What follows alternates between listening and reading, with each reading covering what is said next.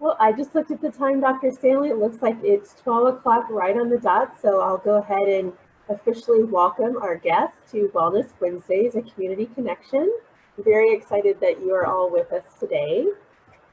My name is Allison O'Toole, and I'm the Executive Director of Corporate and Community Relations here at the University of Arizona Health Sciences.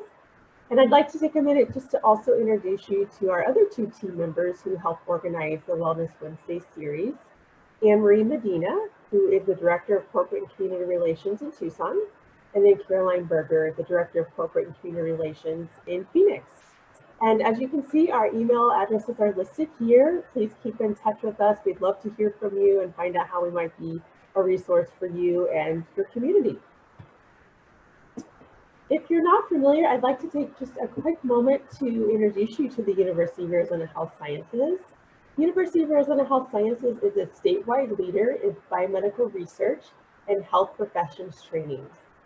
Health Sciences includes 2 colleges of medicine based in Phoenix and Tucson, College of Nursing, Pharmacy, and the Mel and Eden Zuckerman College of Public Health, with a main campus in Tucson, but also in the Phoenix Biomedical Campus in downtown Phoenix as well. From these vantage points, the Health Sciences reaches across the state of Arizona to provide cutting-edge health education, research, and community outreach services. As a major economic engine, the Health Sciences employs nearly 5,000 people, approximately 4,000 students, 900 faculty members, and garners $200 million in research grants and contracts annually. And we wanted to introduce you to our Senior Vice President of Health Sciences, Dr. Michael Dake. And then also wanted to encourage you to keep in touch with us. These are our social media handles. We invite you to follow us. And then of course, the website, uahs.arizona.edu. You can also follow me on Twitter at UAMedGal. And if you're going to be tweeting today, we welcome you to use the hashtag WellnessWednesdaysAZ. And then just to give you a quick snapshot of the type of information that you'll see on our various social media pages is this COVID-19 texting program, which actually just launched yesterday. It's very easy to join this program, and we encourage you to do so today. By joining AZ COVID Text, you'll receive critical updates about COVID-19, as well as customized health and support tips to assist you through the stay-at-home period. By reporting the health status of your household on a regular basis, AZ COVID Text can better help health officials assess the spread of COVID-19 across our communities and other vital information. Just to bring attention to the flow of our session today, we invite you to leave any questions that you might have for our presenter, Dr. Standley, in the chat function. So at the bottom of your screen, you can see the chat function there. Throughout the presentation, you can leave any questions that you might have. And then the last 10 minutes of our session today, we will actually be going through those questions for you. And then also, I just wanted to bring attention to an email that you'll receive after this session. You will receive an evaluation, and we encourage you to fill that evaluation out. It should take less than 2 minutes, we promise. Also in that email, Dr. Standley will be presenting some links and resources, so we will, of course, include those in that email, along with a session video. The session video today is being recorded, and that way you can share that recording with your friends and family as well. And then last but not least, I just wanted to share that we had such a robust discussion last week for our Wellness Wednesdays event with Dr. Shah, learning all about different types of food to eat. We are hosting a follow-up Q&A session this Friday from noon to 12:30 Mountain Time. And if you'd like to register for that event, the Eventbrite link is on the screen there. And since it is lunchtime, we're sharing all sorts of tips and tricks, and I just wanted to share, this is one of my favorite apps that I use to help keep inspired on eating healthy and fun ways to incorporate new recipes. It's Yumly is the name of the app, and they also send you weekly emails with fast, easy, fresh, healthy recipes. So that's just my tip for you today. But of course, I know you're here to hear from our presenter, Dr. Standley, so allow me to introduce her to you today. Dr. Standley is a professor in the Department of Bioethics and Medical Humanism at the University of Arizona College of Medicine, Phoenix. Additionally, Dr. Standley is the program director of the Art in Medicine program and has been a medical educator for more than 25 years. And I have to tell you that Dr. Standley has just done a phenomenal job of really creating such a robust culture in our medical school and in our community. And we thank her for all that she's done. I was surprised working at a medical school that we did have such an emphasis on humanism and art. And that's because of the extraordinary work that she's done. So it's very exciting for me to introduce you to Dr. Standley.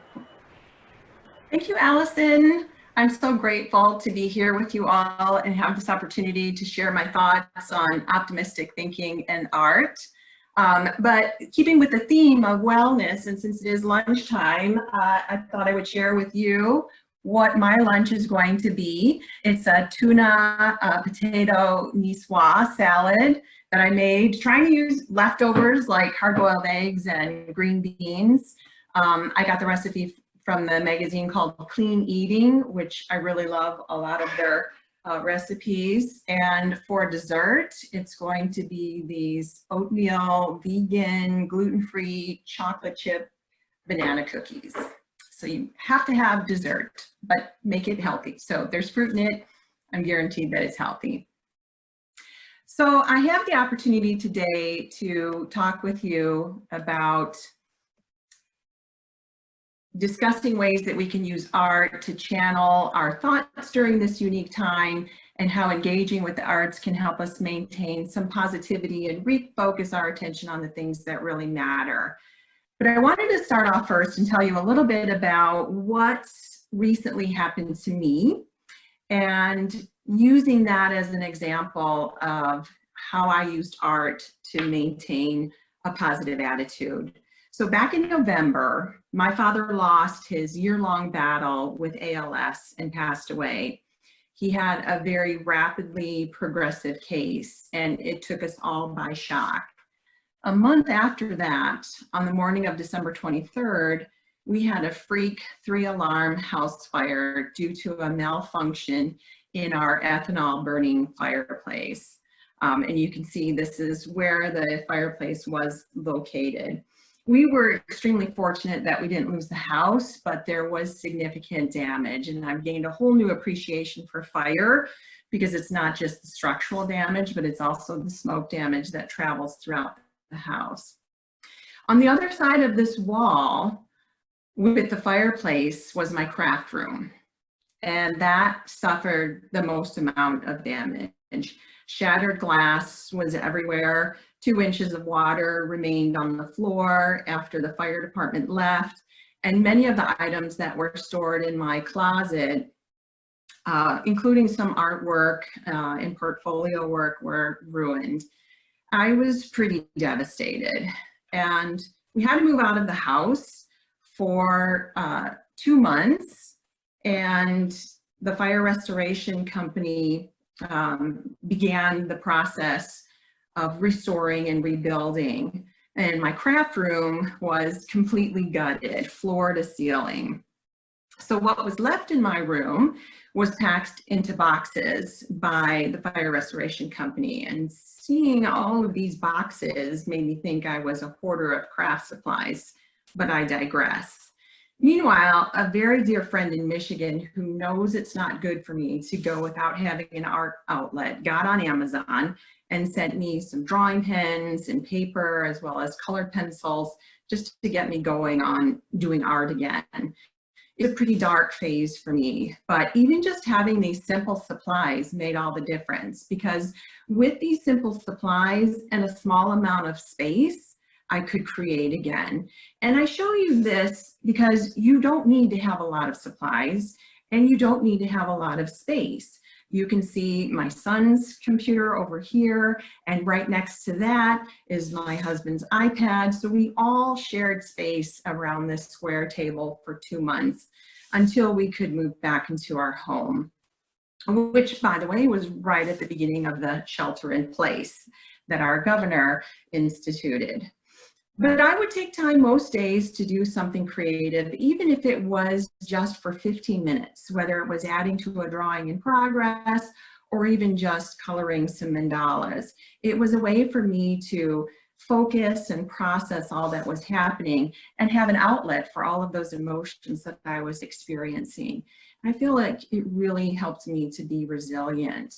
So creating allows us to press the pause button and absorb the moment.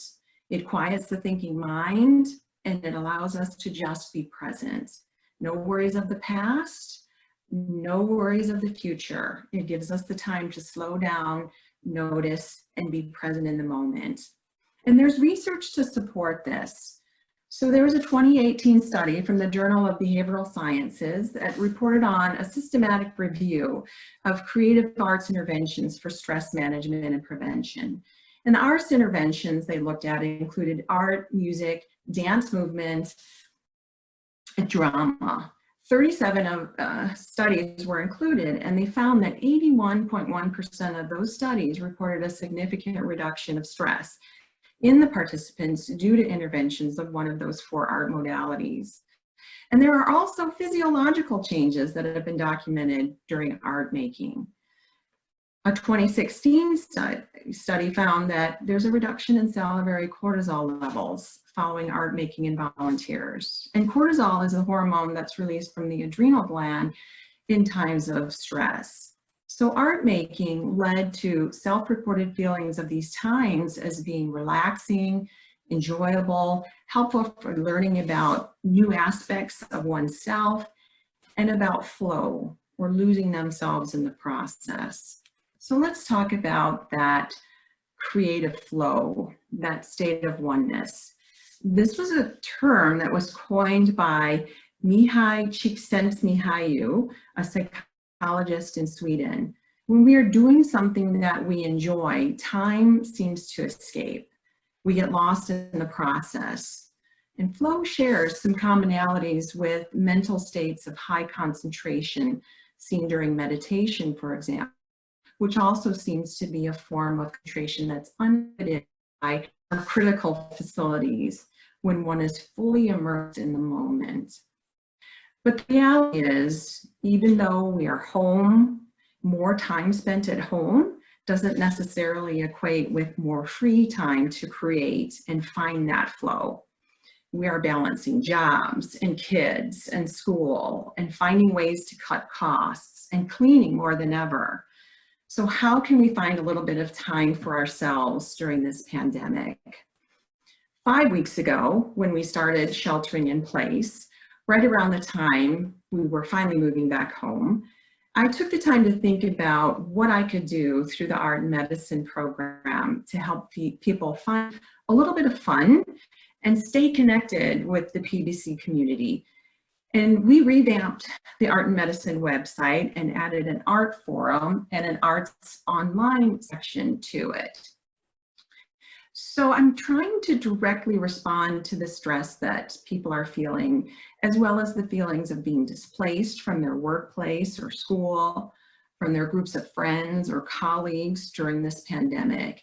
And I'm hoping that by posting prompts for people to respond to, that it will help them recover a sense of joy. So I really like to promote activities that anyone can do. I'm trying to get away from the idea that art has to be a certain way or that you need a specific talent to do art. It's really more about unleashing your creativity. If it brings you joy, that's really all that matters. Did you have fun doing it? Then it's a win.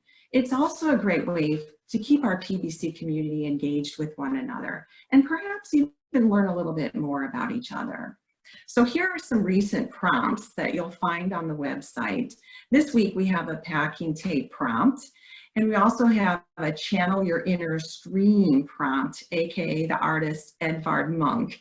This is a great example that was posted by one of our coordinators at UACOMP, Tasha Lyons, and I encourage you to go on the site and look closer at the detail because it's really awesome. Another prompt we had was to create a color wheel. to find stuff around your house and create a color wheel. Medical student Julia Gehring created hers out of some running medals. So many of our PBC community members found out that she's quite a runner. The pets prompt was also very popular. And this is a post by Dr. Hartmark Hill of one of her dogs. So each week, there are 2 new prompts to explore, but I encourage everyone to keep adding to the previous prompts too, because we get a lot of enjoyment just about going back and looking through them, as well as looking through all the comments. And it's so wonderful to see everyone's creativity. So while not everyone who goes to the website will post, I'm hopeful that they're still benefiting from viewing other posts. Regarding the Arts Online section, there's no question that we are being bombarded by social media. We work online, we meet online, we get the news online, we can keep in touch with family and friends online, and it can be overwhelming. So I'm trying to be very thoughtful about the online art that I'm posting, while also trying to speak to various interests. I want to keep people informed about local art, but also provide them with opportunities to see what, for example, musicians have created. I'm also trying to post things that brighten our day, music to listen to maybe in the background as you're working, or there's some meditation music up there that you might like to use while you're taking a break. There's information about some of the art exhibits that are at the Phoenix Art Museum that will be fantastic to see once we are actually able to go there again. So each week we upload 3 new online sites. This shows you what's up there this week. We added a page about Isolation Art School. So if you have an Instagram account, you can follow Isolation Art School and actually see some videos about mini art lessons there if you want a little bit more. There's also the Coloring Campus, some coloring pages from UA's main campus to color and enjoy. And then there's also a live stream of one of the exhibits from the Scottsdale Museum of Contemporary Art. So you'll be able to find posts there that speak not only to arts and music, but photography and theater as well. So what can you do to unleash your creativity? Well, for one thing, you can look through old photos and do some fun editing, especially if they're in electronic format. You can use an app, for example, called Prisma. This is my son's cat, Mabel, and I used one of the filters available through Prisma to create more of an artsy photograph. And this one was the surf filter, it's really fun to play around with. You can also just do some basic editing on your iPhone. When you pull up your picture, you can click edit, and then this screen will come up, and along the bottom, you can click some of these other tabs. For example, this one here pulls up some various filters, and you can see I chose one of the filters here, and it'll just change the coloring of your photo. You can also push this one, which is the settings one. You can change the lighting, you can change the color scheme.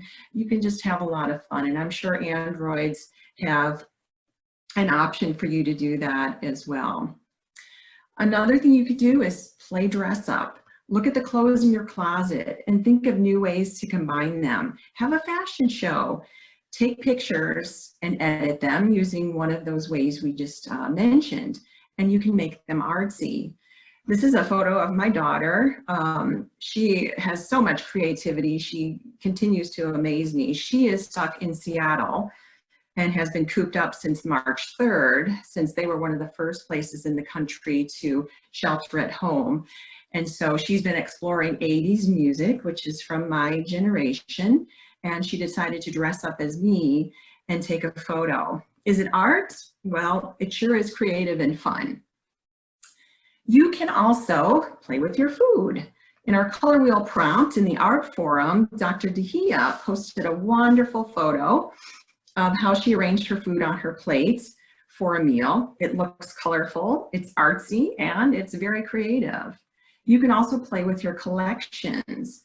In another response to the color wheel prompt, Silen took a sample of his DVDs and arranged them by color. What a great idea. You might be thinking, why didn't I think of that? But you'll think of something. These are items that we have access to in our homes that are just being used in different ways. So it's all about harnessing that creativity and having fun. And again, it's a great way for us to keep our PBC community engaged with one another and perhaps learn a little bit more about each other. What better way to do this, and what better time to do this than now? If we were back at work, we would be bustling around, getting our jobs done and having small talk in the break room, which I know we do miss in some way, but this is our chance to go a little bit deeper. And finally, if you really think you can't be creative, I invite you to try our MediZen meditative pattern drawing sessions. And with just a few simple supplies, all you need is paper, a black pen, a pencil, and a Q-tip. You can create beautiful works of art. And I am convinced that anyone can do this. So if you were told in art school back in elementary that you can't do art, you can do art. I have taught fourth graders how to do this. And I have also taught older adults at the Sun Tree Adult Day Center. We use 4 basic shapes: a line, a curve, an S shape, and a circle. And we build our patterns one stroke at a time. So I invite you to check out the website. There are 2 videos that are uploaded there, and you can try them at home. And keep an eye out for information on our next session, which will be coming up on April 30th. So this is a watercolor painting by my colleague, teaching artist Devin Meyer, that I think really sums up what a lot of us are feeling right now. Our world has gotten smaller in this pandemic, but we have the potential to really open it up. So try clearly, first of all, clearly, many of the challenges we face won't be cured by painting or baking or playing with clay, no matter how much glitter we try to throw around. However, spending time making and doing something you enjoy can be a very welcome reprieve from an onslaught of challenging news and circumstances. So try to adopt an optimistic style of thinking. You have the power to shape your thoughts and feelings about the pursuit of your creative goals. If you do what you love and love what you do, you can't help but be optimistic about what each day brings and where you're headed in life. So in summary, find some focus, get creative, dance, paint, cook, color, let your creative side take over, and shift from a state of doing to a state of being. Even if it's just for 30 minutes, slow down, find the calm, and be kind to yourself. Thank you.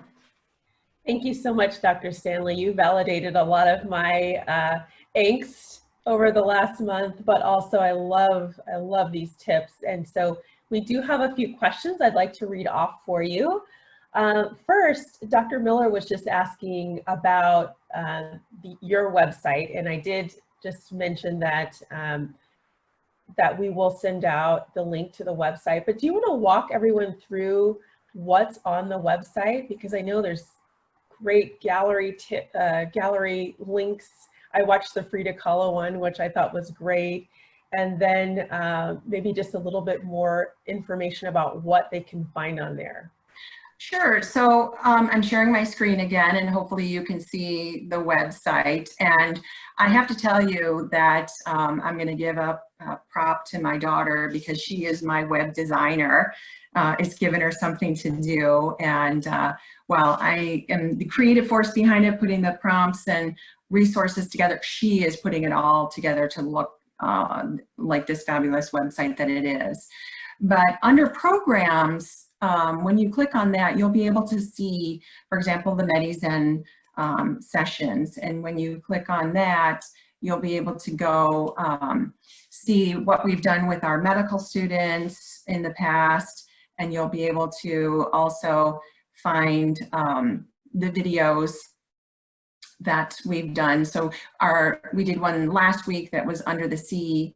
And when you click on that, it'll take you to where the video is, and then you can just play it. And if you're like our medical students, you can play it at double time and you'll get the gist of it.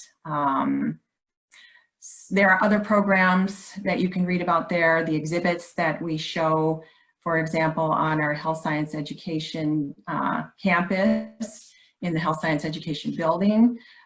You can read about our Phoenix Art Museum visits and the lessons we cover with our students. You can see some of the past workshops we've done. There's an art journaling page for those of you that want to be creative as you're journaling and writing your thoughts. This site will give you some tips for that. And then one program that I'm really proud of is the Creativity and Elder Care program. It's where we train medical and health professional students in how to use creative arts with elders and those with dementia. And we had funding from the Legacy Foundation as well as the Arizona Commission on the Arts for that program. The Art Forum is where you'll be able to go and see some of the prompts. We're in week 5 now of posting 2 prompts a week. And you'll see some comments that people have made. There's also a toilet paper one if you're saving those precious cardboard rolls. And then of course the Arts Online site where we're posting 3 a day. And again, trying to speak to all different facets, all different interests. This one is a photographer, Danny Newman, who's a local photographer in the Phoenix area, and he photographs action figures, and they're really cool. So it's fun to just kind of flip through that. Legends of Speed was an exhibit at the Phoenix Art Museum. Meditation, there's 2 hours of chanting here, which is great for background music and also for just doing some yoga and concentrating on our breathing. So that kind of gives you the gist of it. There's lots of stuff there and we just continue to add to it. This is great, and actually you answered a couple of the questions. One person, Janet, was curious about suggestions on working with individuals with dementia, so I'm so glad that you pointed that resource out. And we did have one question. Someone asked, what is the PBC? So I'll let you answer that. Oh, okay. Sorry to use an acronym. That is the Phoenix Biomedical Campus. Yes. That's perfect. And so our campus is inclusive of 3 different universities and multiple programs. And so the beauty of Dr. Standley's program is that it is open to the whole campus, whether you're a nursing student or a business student or a physical therapy student. And so, so that's the great thing about the PBC. And now everybody knows what that means. Absolutely. We try to be all-inclusive because each of us brings different perspectives. And when we can have our medical students together with residents and senior faculty, and we're viewing art and diving deeper into things like prejudice and bias and judgment, it's really great to see those perspectives. Yeah, that's a great point.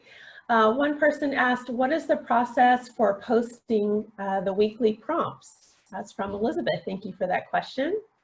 Yeah, so on Monday morning, I usually send out an email and announce what the prompts are, what the Arts Online are, and then encourage people to come to the website. So you can email me if you'd like to get in on those emails.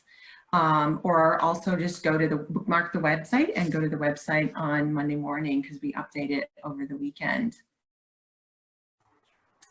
Wonderful. And our last question, can you describe the connection between art and cortisol? I think you touched on that a little bit when you were describing the evidence. Right. So, you know, there are some studies that are coming out now trying to find some validation, changes in physiological responses, for example. We know that when people do mood questionnaires, for example, they feel better after creating art. But to put some more substance to that, people are starting to look at more biological markers and how they change. And so that particular study, for example, they were looking at salivary cortisol levels.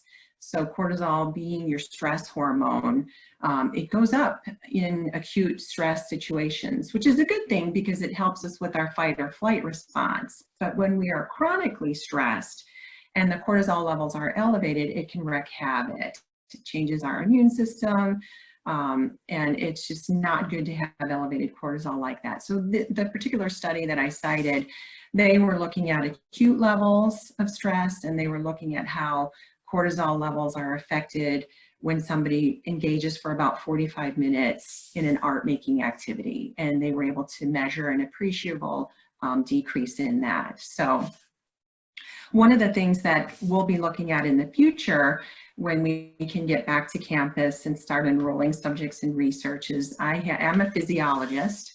That's what my PhD is in, and I teach a lot of the physiology in the first 2 years of med school. But we have bioharnesses, which are wireless physiological recording devices, and they will allow us to look for changes in heart rate and breathing rate and skin temperature to see if there's changes in those physiological variables, for example, when either making art, or we're hoping to do this with a partnership with the Phoenix Art Museum when people are looking at art, and really quantify some of these changes that people are experiencing. And I love the idea of all of these prompts you put together, because sometimes that can even be a stressor when you're sitting down and you want to do something impactful with your family, but you're not sure what to do or where to look. But these are all very simple and easy to use. And so thank you so much for putting that together for us all to benefit from. And our very last question I'll throw to you is from Julia. She is asking, is there a specific artist that has influenced your work, or putting these pieces of work together? Oh, that's a great question. You know, I consider myself a jack of all trades, master of none, hence you saw those boxes. But I would say, you know, my all-time favorite artist is Salvador Dali. Being a surrealist, he, just the optimism in some of his paintings and the surreal, dreamy-like nature of it, for me, is just very positive and heartwarming. Well, thank you so much for your time and sharing your personal stories. Certainly that helps us all relate to the ups and downs of everything that's been going on the last month, and even the added burden of moving and the fire that happened to your home. So we really appreciate you squeezing us in and your time. Our chat box is full of wonderful positive feedback to you, Dr. Standley. So thank you so much. And we just want to say thank you to each of you. We hope that you'll come back next week for Wellness Wednesdays and join us again. Have a great rest of your day. Thank you. Bye. Thank you. Bye-bye.